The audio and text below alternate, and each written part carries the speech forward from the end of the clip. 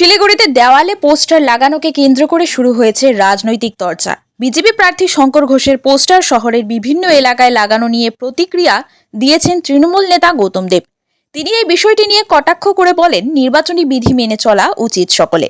Poster লাগানো নিয়ে নির্দিষ্ট নিয়ম থাকলেও তা মানা হচ্ছে কিনা তা নিয়ে প্রশ্ন তোলেন তিনি।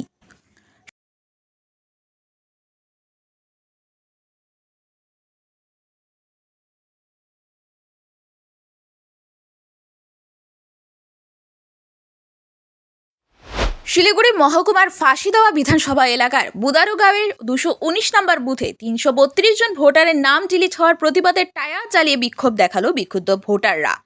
এই বুথে মোট 882 জন ভোটার, তার মধ্যে 332 জনের নাম ডিলিট।